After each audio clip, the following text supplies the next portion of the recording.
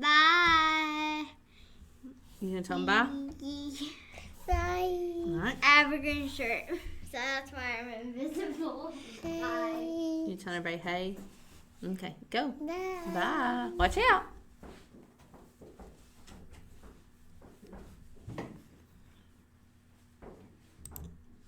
All right. Austin just woke up from a nap, so that is why he's kind of not real talkative this afternoon. Hope everybody is having a great weekend. And as you all know, or maybe you all remember, that this study is quickly coming to a close. Today we're going to talk about hypocrisy, and then next week we're going to talk about worry, and that is going to finish up this series. That will finish up the 6 attitudes that a Christian should not have. What is the definition of hypocrisy? It is the practice of claiming to have moral standards or beliefs to which one's own behavior does not conform. It comes from a Greek word that was used to describe an actor, the idea of one person behaving or acting like someone they are not. In Paula's terms, just like I just said, you claim to be something you are not. When it comes to being a Christian, we have to make sure that we are not just claiming to be a Christian, but they are actually being one. I've heard all my life actions speak louder than words. How true is that?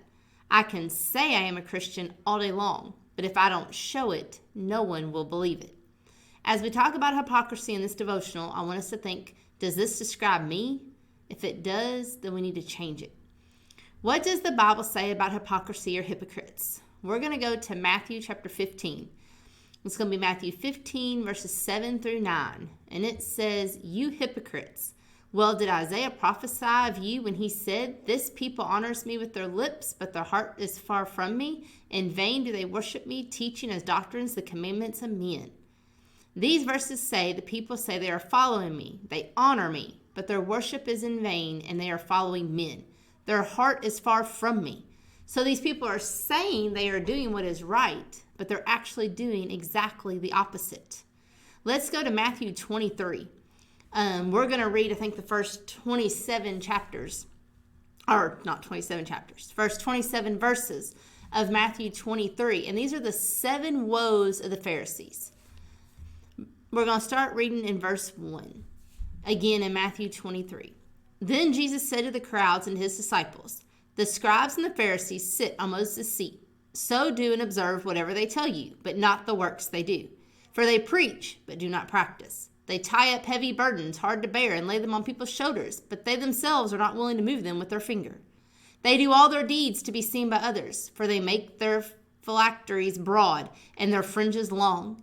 And they love the place of honor at feasts and the best seats in the synagogues, and greetings in the marketplaces, and being called rabbi by others. But you are not to be called rabbi, for you have one teacher, and you are all brothers. And call no man your father on earth, for you have one Father who is in heaven. Neither be called instructors, for you have one instructor, the Christ. The greatest among you shall be your servant. Whoever exalts himself will be humbled, and whoever humbles himself will be exalted.'"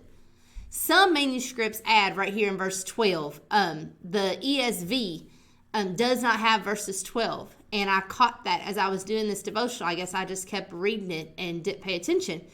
But so your Bible may or may not have verses 12. Not verses 12, verses 14. Sorry. And if your Bible doesn't have verses 14, they say it would go in right after verses 12, before verses 13. And this is what the missing verse says. "Woe to you, scribes and Pharisees, hypocrites! For you devour widows' houses, and for a pretense you make long prayers. Therefore you will receive the greater condemnation." Verse 13. "But woe to you, scribes and Pharisees, hypocrites! For you shut the kingdom of heaven in people's faces. For you neither enter yourselves nor allow those who would enter to go in. Woe to you, scribes and Pharisees, hypocrites! For you travel across sea and land to make a single proselyte, and when he becomes a proselyte, you make him twice as much of a child of hell as yourselves. Woe to you, blind guides, who say, 'If anyone swears by the temple, it is nothing, but if anyone swears by the gold of the temple, he is bound by his oath.' You blind fools, for which is greater, the gold or the temple that has made the gold sacred? And you say, 'If anyone swears by the altar, it is nothing, but if anyone swears by the gift that is on the altar, he is bound by his oath.' You blind men, for which is greater, the gift of the altar, the gift that makes the gift sacred?" No, I think I read that wrong. "For which is greater, the gift or the altar that makes the gift sacred? So whoever swears by the altar swears by it and by everything on it. And whoever swears by the temple swears by it and by him who dwells in it. And whoever swears by heaven swears by the throne of God and by him who sits upon it. Woe to you, scribes and Pharisees, hypocrites! For you tithe mint and dill and cumin, and have neglected the weightier matters of the law, justice and mercy and faithfulness. These you ought to have done without neglecting others. You blind guides, straining out a gnat and swallowing a camel. Woe to you, scribes and Pharisees, hypocrites! For you clean the outside of the cup and the plate, but inside they are full of greed and self-indulgence. You blind Pharisee, first clean the inside of the cup and the plate, and that the outside of it may also be clean.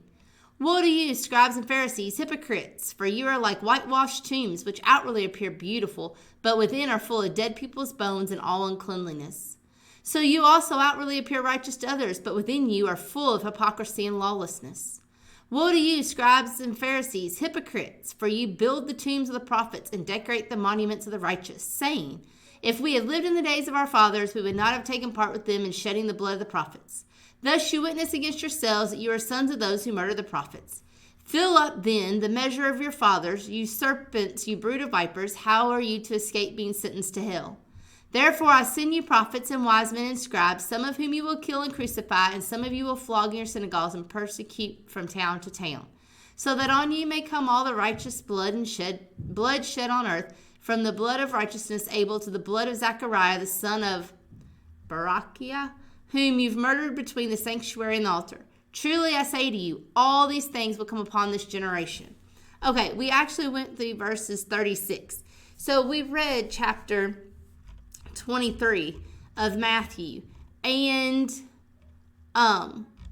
we see 7 times where Jesus calls them hypocrites.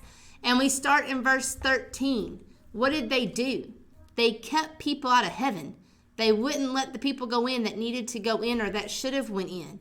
Verses 14, they devoured widows' houses and for pretense made long prayers for show. So they were putting on a show for others while they were praying. And we've read of that in the Bible, where the Pharisees would all pray out loud or beat their chest or draw attention to themselves when they were praying. Verses 15, they made people twice as worse as they once were. It talks about going out and making people proselytes. Well, they would go and take a good person and turn them bad. By the time they were done with them, they were a whole lot worse than what they were when they first began. In verse 23, they paid the tithes. They got that part right, but they neglected justice, mercy, and faith, meaning they did the right actions without the right heart. Neglected justice, mercy, and faith. That sounds familiar, doesn't it? There are a few parables we have mentioned in the past that talked about this very thing. And the one that comes to my mind is the master that had the debt and his servants had debt. The master was forgiven of his debt, but he did not forgive his servants their debt. He didn't have mercy, did he? Are we like that? Do we want to be forgiven by everybody else, but we don't want to forgive that person? Are we doing half of what we're supposed to be doing to church? They pay their tithes. Are we putting money in the contribution plate, but we're not doing anything else? We are being half of a Christian only on the weekends when we feel like it, or only at work during 9 to 5 when people are watching us, but then at 5 o'clock when we're on our way home, we just throw out the Christian attitude out of the window. We got to be careful. We can't be hypocrite. Verse 25, they would clean out the outside of their bodies. They would take a bath. They look nice, smell nice. They clean up real nice. But the insides were full of extortion and self-indulgence. We know people like this, don't we? They look really nice on the outside, but then when you get to know them, they're just evil. They're up to no good, only out to hurt people and better themselves. Again, I hate to keep picking on the workplace, but I see this in the workplace a lot. They try to get on your good side, and when they think they've got you where they want you, you're on their side, you're their friend, then you see their true colors come out. And sometimes it's not how it's supposed to be. Or Matt uses this example a lot, and I've always laughed, but in a sad way, it's true. Let somebody find out you're the preacher. Let somebody find out you're the preacher's wife. And you walk into the library, and it's all hunky-dory. They all include you in your conversation until one day you walk in and someone says, you're the preacher. And everybody turns and looks, and guess what? There's no more of those conversations. There's no more. And I say the library. It could be anywhere. It happens in church. You could be talking and the preacher walks by and all of a sudden you stop the conversation. We've had that happen before. Several things. I mean, just when you're out walking, people's attitudes change, and it shouldn't be that way. Regardless if you're the preacher or preacher's wife, or if you just go to church somewhere. I mean, I've seen it happen to people that, they go to a Church of Christ. Let's not talk while they're around. I've been there. I've seen it. Let's not be that way. Verses 27, they were like beautiful tombs that contained bones inside. Bright, beautiful tombs that look gorgeous, but on the inside, it's just bones. There's nothing worth remembering. And it reminds me when someone passes, why are we remembered? Are we remembered as a true, genuine Christian? Or are we being remembered as someone who put on an act? Well, they said they were a Christian, but they lived this way. They said they were a Christian, but they did this, and this. None of which a true Christian would do. They would tell you that you need to go to church, but they wouldn't go to church themselves. They would tell you you need to study the Bible, but they were not willing to sit down and study it themselves. Again, all situations I have seen, been in, observed, whatever you will, it does happen. Verse 28, you appear outwardly righteous, but inside you are full of hypocrisy and lawlessness. Again, we look good on the outside, but what's on the inside is no good. So to end this devotional, I just want us all to be true Christians and not hypocrites. Watch what we say to people. Watch how we act. Don't act like you're perfect. Don't act like you're the best Christian. Everybody struggles. Everybody has problems. But don't go up to someone and say, well, I'm better than you. I'm a Christian. Or don't act like you're better than them if you're not even willing to try or follow the rules of being a Christian. Just saying you're a Christian doesn't make you a Christian. There are things you have to do. And I guess in my terms, in Paula's language, if you ask me, practice what you preach. And I had this situation in the workplace. I cannot tell you if you're doing something wrong. I cannot tell you you're doing something wrong and then leave the workplace and you catch me doing the same thing. That's not being a Christian. That's me putting on a front. That's me saying I'm better than you while we're at work, but once we're outside of work, then I'm just like you. I'm only a Christian on Sunday morning while we're at church for the hour church service. I don't have to be a Christian anytime else. I'm a Christian when people are watching me.